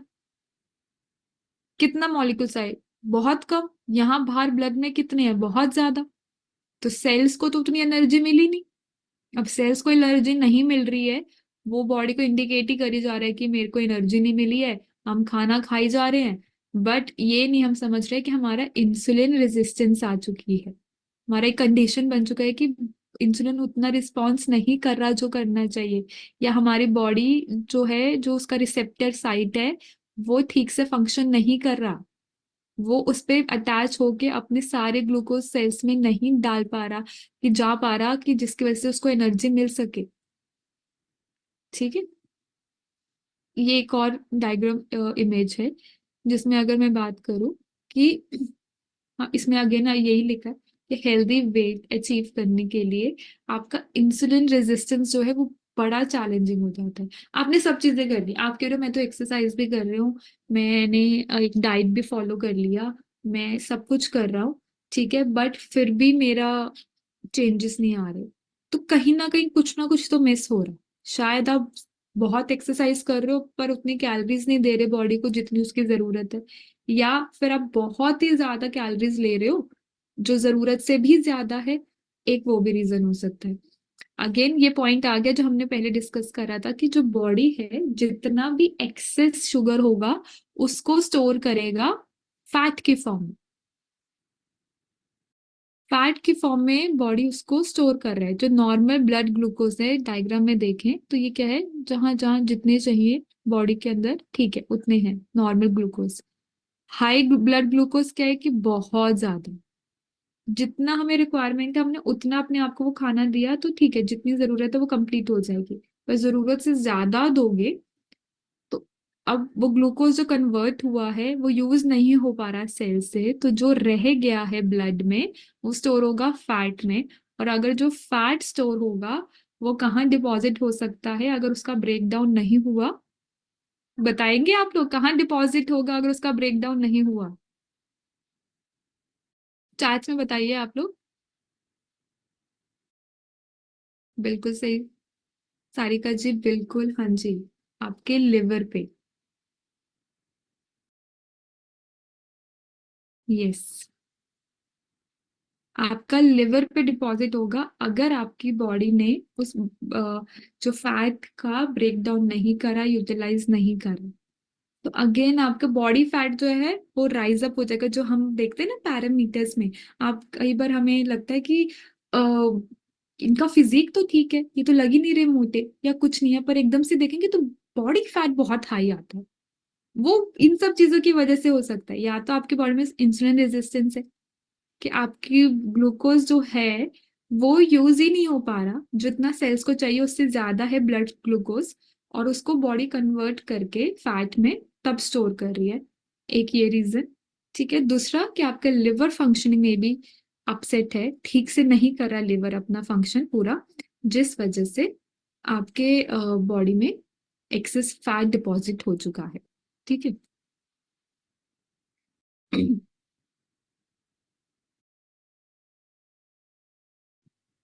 ये आप देख रहे हैं इंसुलिन रेजिस्टेंस एक्शन में, ठीक है, किस तरीके से इंसुलिन रेजिस्टेंस से आप वेट गेन होता है। बहुत समय तक ये ऐसे नहीं होता कि एक दिन मैंने ज्यादा खा लिया तो अगले दिन इंसुलिन रेजिस्टेंस हो जाएगी। ये रूटीन है। आप सुनते हैं ना कि इंसुलिन रिलेटेड जो भी कंडीशन होती है वो लाइफस्टाइल कंडीशन होती है। हम क्या बोलते हैं, अगर किसी का इंसुलिन ठीक नहीं है या इंसुलिन रिलेटेड प्रॉब्लम है, इस कंडीशन को हम क्या कहते हैं, आपकी लाइफस्टाइल हैबिट से रिलेटेड, आपका लाइफस्टाइल कंडीशन है। एक दिन की चीज नहीं होगी, एक दिन ज्यादा मीठा खा लिया तो ग्लूकोज बहुत ज्यादा हो गया।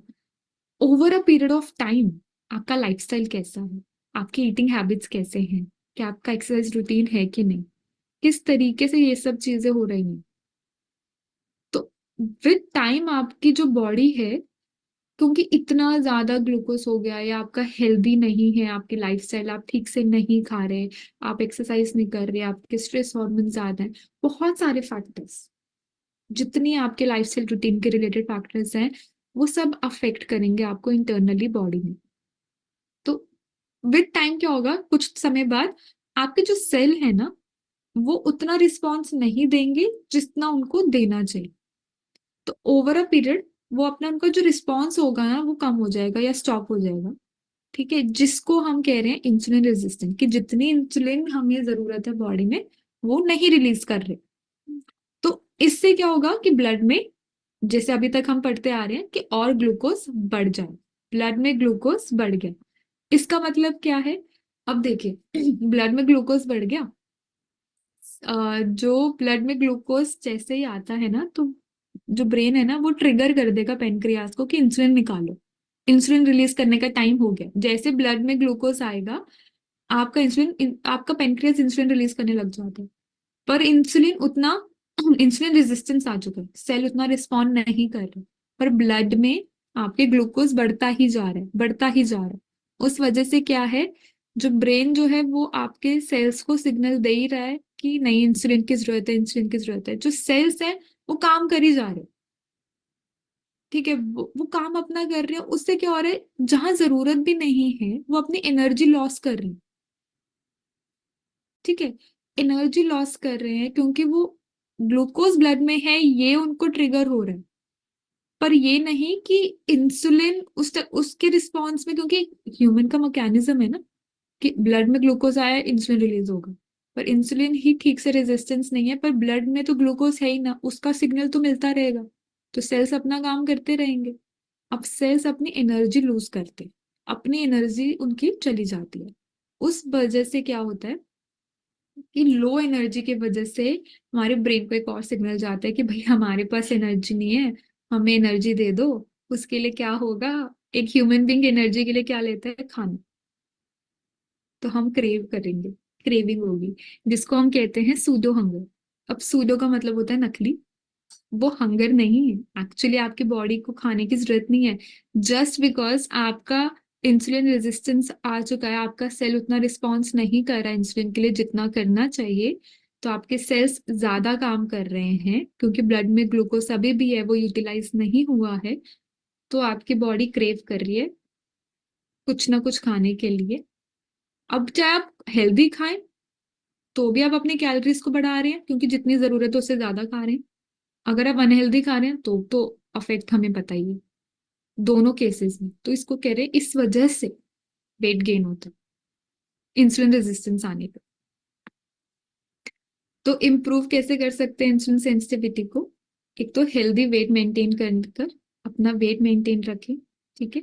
अब वेट मेंटेन करने के लिए हमें मालूम है क्या क्या करना है, हेल्दी रूटीन फॉलो करनी, हेल्दी खाना खाना है, एक्सरसाइज करनी है रेगुलरली, सो दैट जो हमारी बॉडी में फैट है या हमारी जो कैलोरीज हैं, वो जितना कैलोरीज इन कैलोरीज आउट वाला जो है हमारा पॉइंट वो हो, ठीक है, एनर्जी बैलेंस वाला, जिस वजह से कैलोरी अगर इन से ज्यादा कैलोरी आउट होगा तो कैलोरी डेफिसिट रहेगा।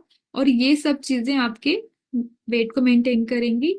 स्ट्रेस रिड्यूस कीजिए, डेफिनेटली इसकी वजह से भी आपके हॉर्मोन्स अफेक्ट करते हैं आपके सेल्स के रिस्पॉन्स को। अब not consuming excess carbs, carbohydrates. अब इसमें दोनों है, सिंपल भी और कॉम्प्लेक्स भी। सिंपल कार्ब्स खाओगे तो सीधा एकदम से बहुत ज्यादा ग्लूकोज रिलीज हो जाएगा, तो बॉडी कितना वो ग्लूकोज फिर ब्लड में रहता ही रहेगा अगर उसको यूटिलाइज नहीं हो पाया। दूसरे, अगर कॉम्प्लेक्स भी खा रहे हो तो पोर्शन में, कॉम्प्लेक्स ही खाना है पर उसको पोर्शन में, जितनी रिक्वायरमेंट है उतना, ठीक है। तो ये सारे फैक्टर्स हैं आपके जो आपके इंसुलिन सेंसिटिविटी को इम्प्रूव कर सकते हैं,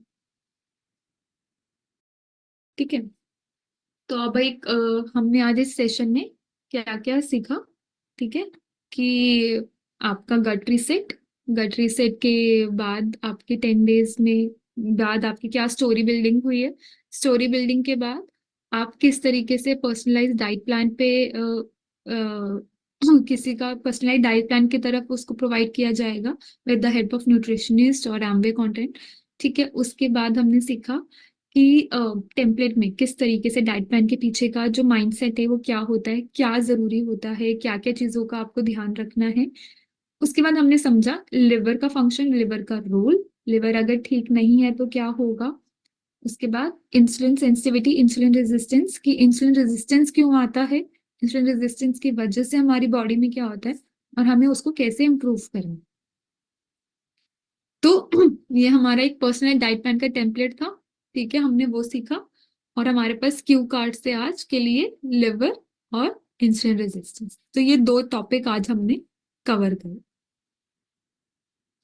तो अब आप सभी के लिए एक असाइनमेंट है कि आप एक अपनी प्रैक्टिस करने के लिए एक वीकली पर्सनलाइज डाइट प्लान जो हमने आपको टेम्पलेट दिखाया उसमें एक बनाएं डेफिनेटली, ठीक है, कि किस तरीके से आप ऑप्शंस दे सकते हैं, क्या क्या चीजें हैं, है ना। एक प्रैक्टिस फॉर्म में आप जरूर वो ट्राई कीजिए, पर्सनलाइज डाइट प्लान क्रिएट करिए जिसको आप टाइमली अपना असाइनमेंट को 11 मार्च तक सबमिट कर दीजिएगा। उसके बाद आज के सेशंस के मेजर पॉइंट्स क्या थे कि गट रीसेट के बाद अपने बैच के लिए 10 दिन के बाद आप कैसे एक स्टेज बिल्डिंग करें, उसमें से कैसे स्टोरी आप बिल्ड करेंगे, स्टोरी कैसे आप उसमें से बना सकते हैं, कैसे, क्योंकि स्टार्ट है, ठीक है। आप एक्सरसाइज के लिए किसी को मोटिवेट कर रहे हैं, किसी को आप अपना रूटीन बदलने के लिए कर रहे हैं, तो जैसे हम कह रहे हैं ना कि स्टार्ट ऑफ द डे अगर हेल्दी होता है एक्सरसाइज से, अच्छे खाने से, तो पूरा दिन अच्छा जाता है। सिमिलरली अगर start of the programme healthy हो रहा है, अच्छी आदतों से हो रहा है, कि आगे का पूरा प्रोग्राम भी अच्छे से जाएगा, ठीक है। तो ये सब चीजों का ध्यान रखेंगे, इनिशिएट करेंगे पहला काम 10 दिन के गट रीसेट के बाद उनका डाइट प्लान की जर्नी का, उनको एक पर्सनलाइज डाइट प्लान देना। उसके बाद एंगेज रखना नॉलेज सेशन, और उनको भी, जो आप कम्युनिटी बिल्ड कर रहे हो ना, उन्हें भी ये सब चीजें बताना कि लिवर का क्या रोल है, लिवर को कैसे हेल्दी रखना है, अगर हेल्दी नहीं रखा तो क्या होगा, या इंसुलिन सेंसिटिविटी क्या होती है, कैसे इंप्रूव होगी, अगर इंसुलिन रेजिस्टेंस हो गया, सेल्स ने रिस्पॉन्स नहीं करा, ग्लूकोज रह गया ब्लड में, तो वो क्या करेगा, ठीक है। तो ये सब एंगेजमेंट रह रही है ना, उनको भी रह रहा है कि हाँ आज कुछ नया सीखने को मिल रहा है, आज कुछ नया पता चल रहा है, अरे ये भी होता है हमारी बॉडी में, ये भी चीजें हमें हमारे वेट को और हमारे लाइफस्टाइल को अफेक्ट कर रही हैं, तो ये सब चीजें, ठीक है। तो thank you so much everyone, आपने बहुत ही पेशेंटली, बहुत ही अच्छे से ये सेशन को सुना, और आई होप आप सबको अच्छे से चीज़ें क्लियर हुई हों, समझ आई हों। और इसी के साथ अगर आपका कोई क्वेरी है तो मैं डेफिनेटली लेना चाहूँगी।